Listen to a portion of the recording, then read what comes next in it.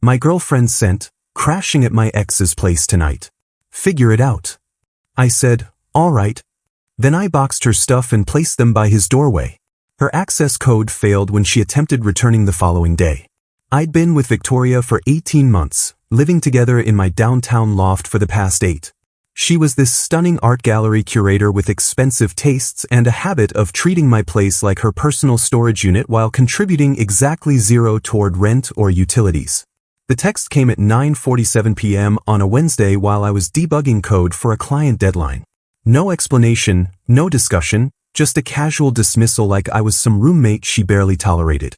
I stared at the message for maybe 30 seconds, then typed back a simple, all right, and got to work. I spent the next 4 hours methodically packing every single item Victoria had accumulated in my space over the past 8 months. Her extensive collection of vintage band t-shirts went into labeled boxes. The art supplies she'd scattered across my dining table got carefully sorted into her original containers. I even packed her ridiculous collection of 12 different face masks and that expensive silk pillowcase she claimed was essential for her skin routine. The most tedious part was dealing with her orchid collection, 7 plants she'd insisted needed specific placement near my floor-to-ceiling windows. I wrapped each pot in protective plastic and loaded them into my car along with everything else. By 2 a.m., I was driving across the city to Luke's upscale apartment complex, the same building she'd mentioned visiting for art discussions way too frequently over the past month. I arranged everything neatly outside the penthouse door, boxes stacked professionally, hanging clothes in garment bags, even her yoga mat rolled and secured with her own hair tie. The orchids got prime placement where they'd be visible immediately when the door opened. I took photos of the neat arrangement, then drove home and did something I'd been considering for weeks anyway. I upgraded my smart lock system and changed all the access codes. I spent the remaining hour before dawn researching tenant rights and eviction procedures, just to make sure I was legally covered. Victoria had never signed a lease, never paid rent, never even bought groceries without using my card. Technically, she was a long-term house guest, not a tenant. When my alarm went off at 7 a.m., I felt more rested than I had in months. I made coffee without having to navigate around her cluttered morning routine, ate breakfast at my own table instead of the couch, and actually enjoyed the quiet. Around 10:30, my phone started buzzing with increasingly frantic calls and texts. First confusion, why won't my key code work? Then anger, what did you do to the lock? Finally desperation, Jake, please, all my stuff is gone and I can't get in. I was in a client meeting when she started calling repeatedly, so I let them all go to voicemail. When I finally listened to her messages during lunch, the progression was almost comical. Message 1 was annoyed but confident. Clearly she expected this to be some temporary glitch she could boss me into fixing immediately. By message 7, she was crying and admitting she'd made a mistake, but still demanding I let her back in to collect her things. I texted back once, your belongings are with Luke. You chose where you wanted to be. That evening, I ordered Thai food from her favorite restaurant, the one she'd always insisted was too spicy for me, and ate it while watching Netflix on the couch without anyone complaining about my show choices or demanding we watch another documentary about abstract expressionism. Friday morning, I was sipping coffee in my peaceful loft when someone started pounding on my door like they were trying to break it down. I opened it to find Victoria's father Gregory, this imposing guy in a $1,000 suit who'd always treated me like I wasn't quite good enough for his precious daughter. Behind him stood some lawyer type clutching a briefcase and looking like he'd rather be anywhere else. Tyler, Gregory announced without any greeting, you have exactly 1 hour to reinstate my daughter's access to this apartment and return her belongings, or we're filing wrongful eviction charges. I invited them in and calmly walked to my desk where I'd already prepared a folder of documentation. Lease agreement with my name only, utility bills going back 18 months, bank statements showing I'd paid every single expense. Victoria never paid rent, I explained, showing them the papers. She contributed maybe $200 monthly toward groceries, and that stopped 3 months ago. Legally, she was a house guest. The lawyer reviewed everything while Gregory's face got progressively redder. This is ridiculous, Tyler. Victoria lived here for 8 months. She has rights. She had the right to discuss problems instead of disappearing to her ex-boyfriend's apartment, I replied. But she chose differently. While they were threatening legal action in my living room, Victoria was apparently launching her own campaign on social media. My phone started lighting up with friends sending me screenshots of her Instagram posts. She'd crafted this whole victim narrative about being suddenly homeless due to an abusive partner's controlling behavior, complete with carefully cropped photos that made her look devastated and helpless. The posts were getting dozens of sympathetic comments from people who didn't know the real story. My heart goes out to you, girl. Men who use housing as manipulation are the worst. Stay strong, but you deserve so much better than someone who'd kick you out over nothing. She'd even posted a photo of herself sitting in her car with the caption, "When you realize the person you loved never actually cared about you. Sleeping in my car tonight because some people have no compassion." But Victoria's social media strategy backfired spectacularly within hours. Turns out Luke's current girlfriend Amber had seen the posts, and she was not having any of it. Amber posted a public response with photos of Victoria's belongings stacked outside their apartment door. "Interesting story, Victoria. Except you showed up at my boyfriend's place uninvited with all your stuff, demanding he choose between us. Luke told you to leave, which is why you're homeless. Stop lying about your ex and take responsibility for your own choices." The comments section exploded. People who'd initially supported Victoria started asking questions. "Wait, so you went to your ex's place first? This doesn't add up. Why would you go to Luke's if Tyler kicked you out?" Victoria tried damage control by claiming she'd only gone to Luke for emotional support as a friend, but Amber wasn't done. She posted security footage from their building's lobby showing Victoria screaming at her, calling her names, and demanding Luke kick Amber out so Victoria could move back in. Does this look like someone seeking friendly emotional support? Amber captioned the video. By Saturday evening, Victoria had deleted most of her posts, but the screenshots were already circulating. Several mutual friends reached out to me privately, apologizing for initially believing her story and admitting they'd always suspected she was manipulative but hadn't wanted to get involved. Gregory and his lawyer left my apartment empty-handed, but not before Gregory muttered something about not understanding young people today and how his daughter never used to be like this. The lawyer looked embarrassed and actually apologized to me on his way out. "I advised against this approach," he said quietly. "Your documentation is solid. She has no legal standing here." That weekend, I finally got to use my loft the way I'd always wanted. I set up a proper home office in the space that used to be cluttered with Victoria's art supplies, hung my own artwork on walls that had been covered with her inspiration boards, and invited friends over without worrying about someone sulking in the corner because the conversation wasn't revolving around her latest gallery drama. Monday morning brought a call from my property management company that I definitely wasn't expecting. "Mr. Harrison, we received a concerning report about your mental state," the representative said carefully. "A Victoria Chen contacted us claiming you're having some kind of breakdown and might pose a danger to yourself and other residents in the building." I almost laughed. "Let me guess, she suggested you do a welfare check or maybe revoke my lease for everyone's safety?" "How did you know?" "Because Victoria is my ex-girlfriend who's been escalating her harassment since I locked her out for abandoning our relationship. I can provide documentation of everything if needed." 2 hours later, I had police officers at my door conducting the welfare check Victoria had requested. I cooperated completely, showed them around my clean, organized apartment, provided the text message thread starting with her "figure it out" message, and gave them contact information for neighbors who could confirm I'd never been violent or disruptive. The officers were professional but clearly annoyed at having their time wasted. "Sir, you seem perfectly fine to us. We'll note in our report that this appears to be a domestic dispute being misrepresented as a mental health crisis." Victoria had also filed a formal domestic violence report, claiming I'd thrown her belongings into the street and changed the locks to trap her outside in dangerous conditions. The investigating detective was thorough, interviewing my neighbors and reviewing security footage from my building that clearly showed me calmly loading boxes into my car at 2 a.m., not violently throwing anything.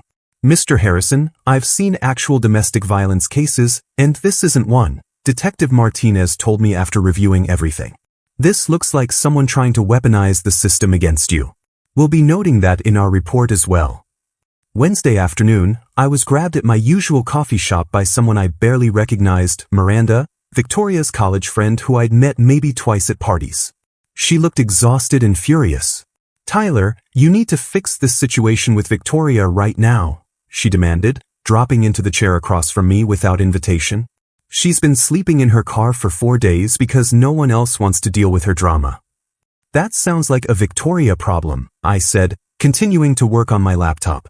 She made her choice when she decided to crash at Luke's place. She's homeless, Tyler.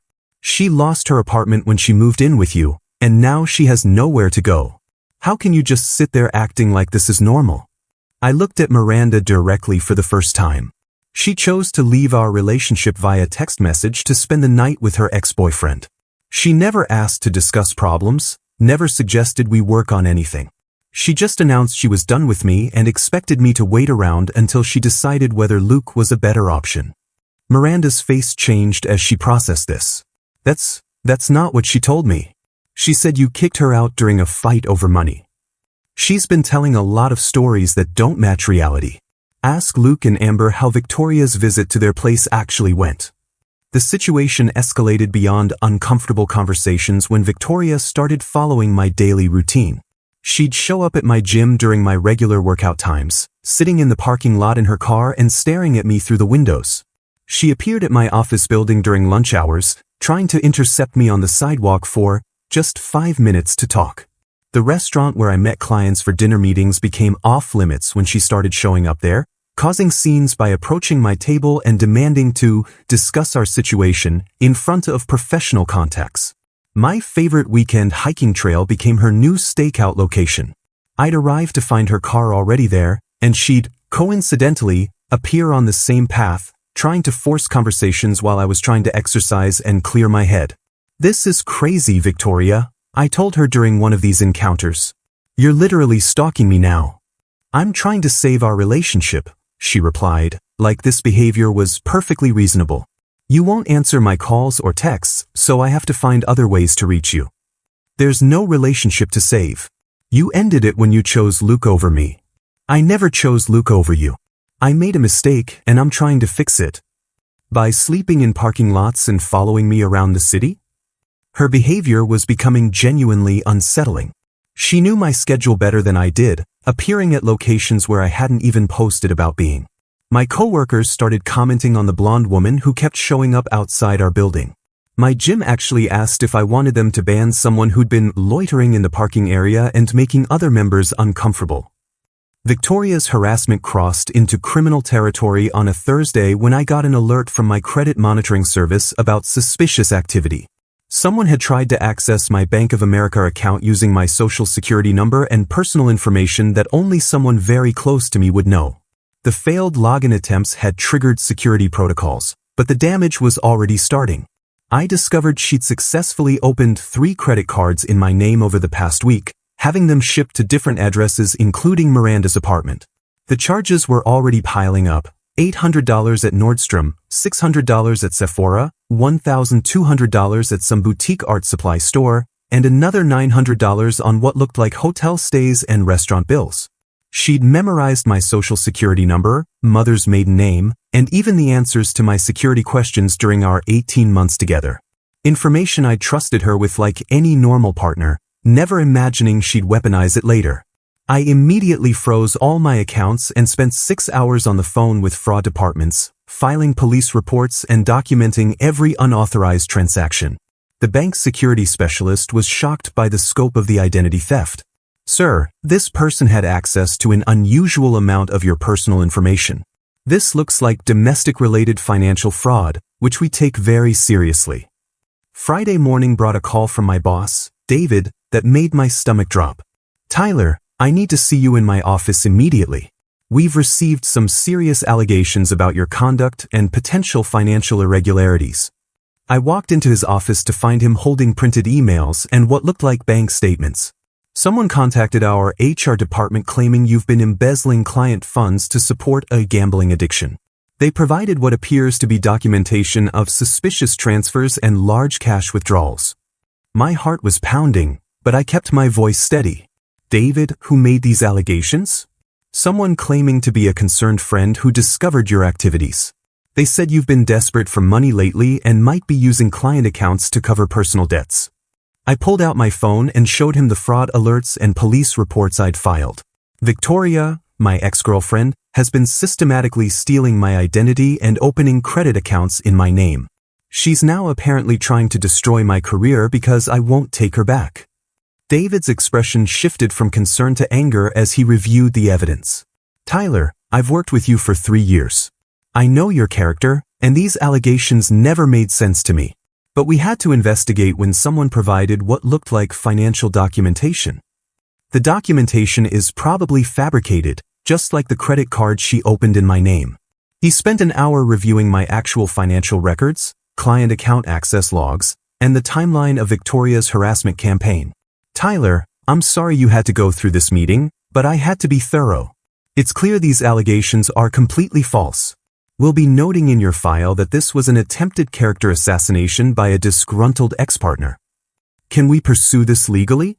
Absolutely. Attempting to interfere with someone's employment through false accusations is a serious crime. I'll provide whatever documentation you need for your attorney. The bank called that afternoon with more bad news. Victoria had attempted to wire transfer $3,000 from my checking account to an account she'd opened at a different bank using my stolen identity. The transfer was blocked by security protocols, but the attempt was automatically reported to law enforcement as suspected fraud. Detective Martinez called me directly. Mr. Harrison, we've been tracking this escalating pattern of harassment from your ex-girlfriend. The identity theft and employment interference charges are felonies. We're preparing to make an arrest, but we need you to document any additional incidents. That weekend, Victoria made her biggest mistake yet. She somehow got into my apartment building, probably by following another resident through the security door, and left a handwritten note under my door. The note was a bizarre mix of love confession and threats. Tyler, I know you still love me. I've sacrificed everything trying to get back to you. If you don't respond to this message, I'll have no choice but to take more serious action. You're ruining both our lives by being stubborn. I'll be waiting in the parking garage at 10 p.m. tonight. Don't make me do something we'll both regret. I immediately called Detective Martinez and handed over the note. This is perfect evidence, he said. She's now making implied threats in writing.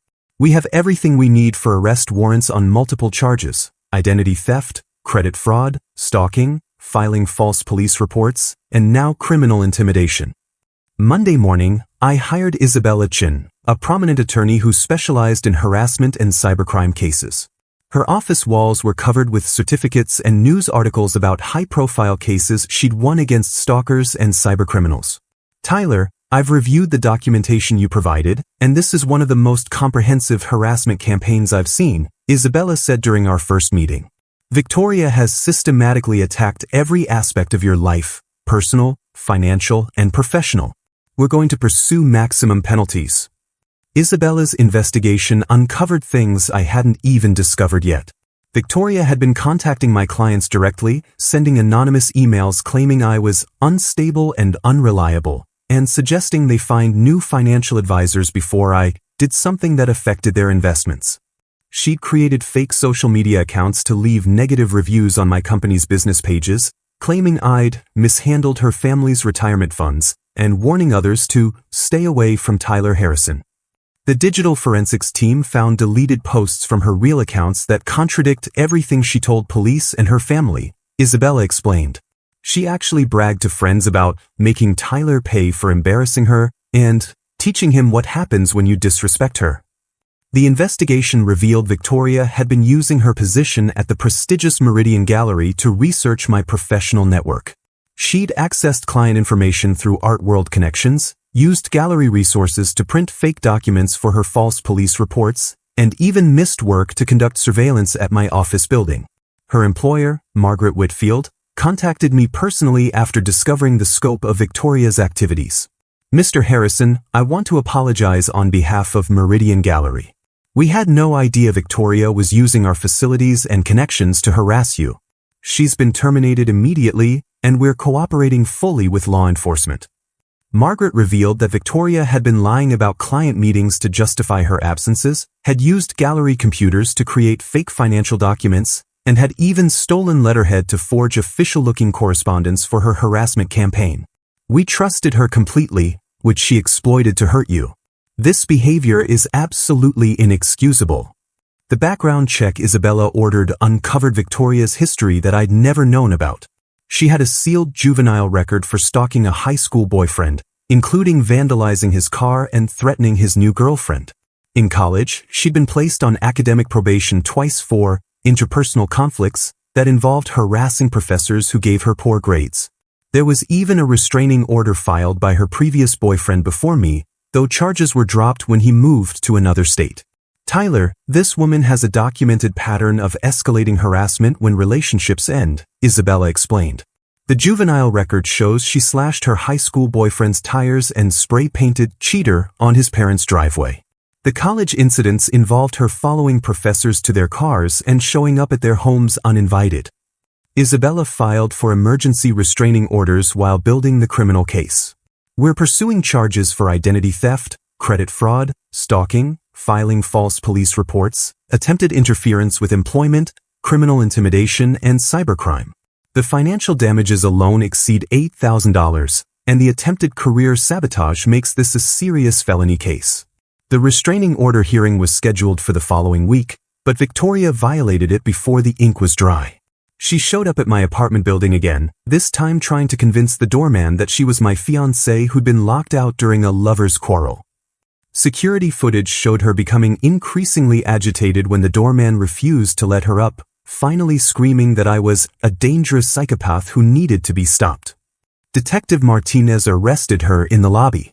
"Ms. Chin, you're under arrest for violation of a restraining order, trespassing, and continued harassment. You have the right to remain silent." As they led her away in handcuffs, she was still screaming about how I'd ruined her life and stolen everything from her. The building's other residents got quite a show, and several offered to testify about her previous stalking incidents they'd witnessed but hadn't reported. The criminal trial proceeded faster than I'd expected, thanks to the overwhelming digital evidence Isabella's team had compiled. Forensic specialists recovered deleted social media posts where Victoria had bragged about destroying Tyler's pathetic life, and detailed screenshots of fake documents she'd created to submit false reports to police and my employer. The financial records were ironclad: every fraudulent credit card application, every unauthorized purchase, every attempt to access my accounts was time-stamped and documented by the bank's security systems. Victoria's defense attorney, a tired-looking public defender named Roberts, attempted to argue temporary insanity caused by the emotional trauma of sudden homelessness. "Your Honor, my client was devastated by being unexpectedly evicted from her home of 8 months. The stress of sleeping in her car led to poor decision-making and actions she deeply regrets." Isabella demolished this defense systematically. "Your Honor, the defendant wasn't evicted. She voluntarily abandoned the relationship via text message to spend the night with her ex-boyfriend. The evidence shows premeditated criminal behavior spanning several weeks, not impulsive acts of desperation." The prosecution presented a timeline that was damning. Victoria had begun researching identity theft procedures online 2 days after I changed the locks. She'd systematically gathered my personal information over the following week, then executed the credit card fraud over several days while simultaneously filing false police reports and attempting to sabotage my employment. This wasn't desperate behavior, Your Honor. This was calculated revenge designed to destroy every aspect of the victim's life. The key witnesses were devastating for Victoria's case. Luke took the stand and testified about Victoria arriving at his apartment uninvited with all her possessions, demanding he choose between her and Amber. She said Tyler had kicked her out, but when I asked why, she admitted she'd told him she was spending the night at my place and expected him to just accept it. When I refused to let her move in, she became extremely aggressive toward my girlfriend. Amber's testimony was even more damaging. Victoria called me horrible names and threatened to make me pay for interfering with her life. She said if she couldn't have Luke, she'd make sure Tyler suffered for humiliating her. She specifically said she was going to ruin him financially and professionally because he needed to learn his place.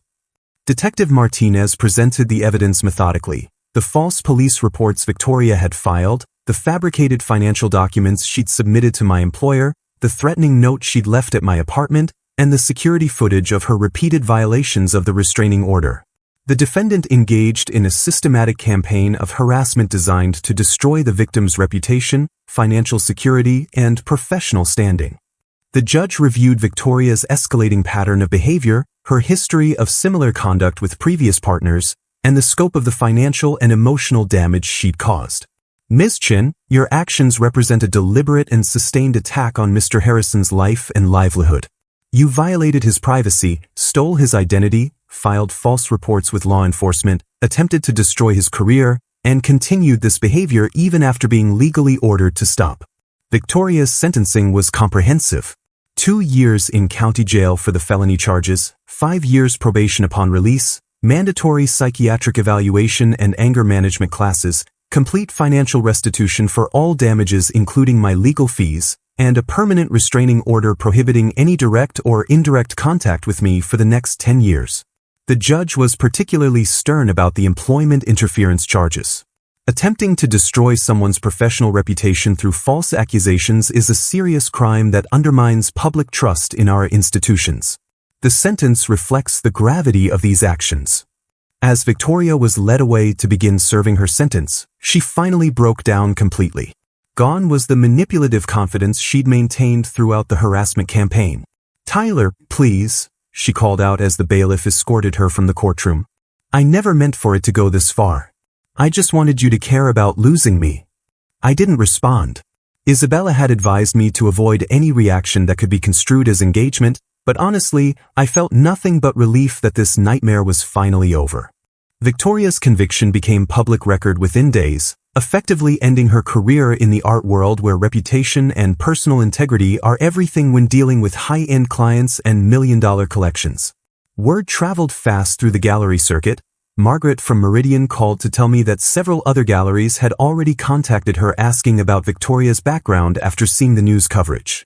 "The art community is smaller than people realize," Margaret explained. "When someone commits crimes like identity theft and harassment, that information spreads quickly.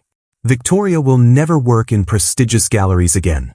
2 weeks after sentencing, Isabella received a call from Gregory's attorney requesting a private meeting. Gregory wanted to settle all remaining financial damages and legal fees without admitting any personal liability for his daughter's actions. "Mr. Harrison, I want you to know that my client deeply regrets his daughter's behavior and the impact on your life," the attorney explained during our meeting. "He's prepared to cover all your legal costs, credit monitoring services, and additional compensation for the emotional distress this situation caused."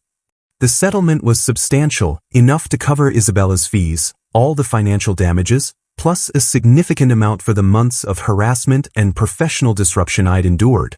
Gregory included a brief personal letter expressing genuine remorse and requesting that our families have no further contact, which was exactly what I wanted anyway. I used part of the settlement money to upgrade my loft's security system with state-of-the-art cameras and access controls, then took my first real vacation in 2 years.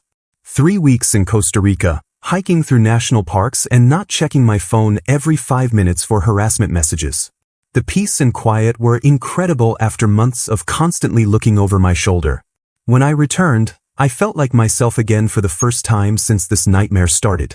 Reflecting on the entire experience, I realized I'd ignored obvious red flags during our relationship that seemed minor at the time but were actually warnings about Victoria's character. She'd always had this entitled attitude where problems were everyone else's fault and solutions were everyone else's responsibility. When she didn't get her way, she'd manipulate situations and people until she did, or punish those who wouldn't cooperate. The way she treated service workers, her dismissive attitude toward my friends who didn't serve her interests, her expectation that I should fund her lifestyle while she contributed nothing meaningful, all signs of someone who saw other people as resources to be exploited rather than individuals deserving respect. Her "figure it out" text message, which had seemed so casually cruel at the time, was actually the perfect catalyst that revealed her true nature before I'd gotten in any deeper. If she'd been more subtle about ending things, I might have tried to work things out and ended up legally entangled with someone capable of systematic criminal behavior. Instead, her arrogance and sense of entitlement led her to show her hand completely, giving me the clarity I needed to protect myself from someone who turned out to be genuinely dangerous. Sometimes the worst thing that happens to you turns out to be the best thing that could have happened, because it saves you from something much worse down the road.